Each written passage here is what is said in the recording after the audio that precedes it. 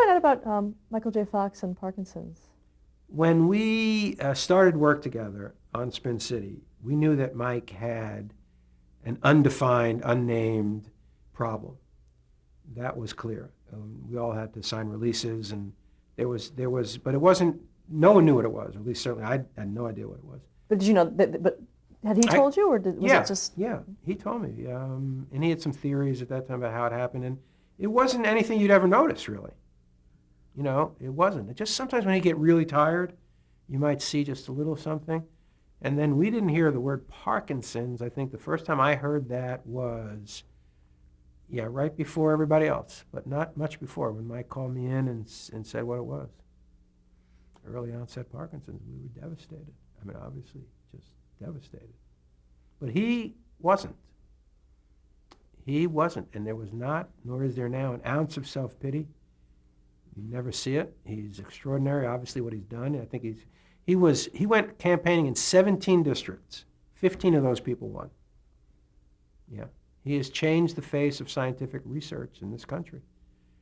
Millions of people are going to be alive because of Mike's work, who wouldn't have been. So it's unbelievable. Yeah. But going in, so you knew there could be an issue? No, I didn't really think about it. I thought it was just an odd thing that they're asking me to sign this, but okay. Because there wasn't the slightest sense of him as not being Mike, you know?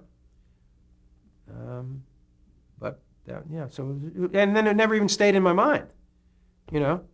That's an odd thing. Okay, I'll sign that, and that was it. Did it affect the production of the show? Not originally, but as the disease progressed much more rapidly than anybody could have ever predicted, yes, then we were deeply affected.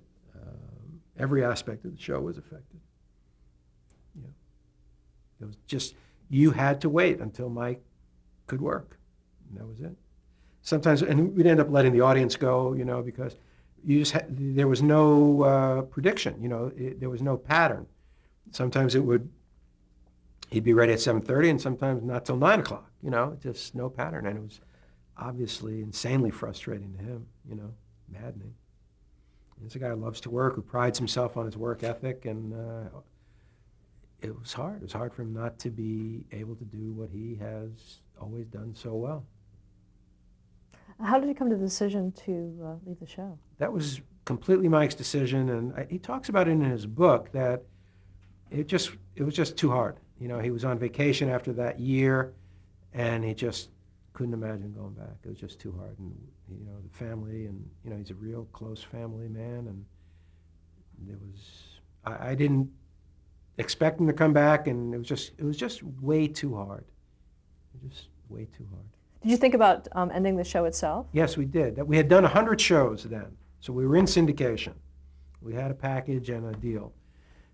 I think it was my idea to continue the show.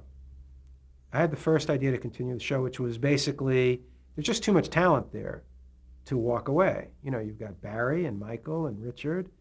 You know, that's a pretty good starting point there, and Alan Ruck.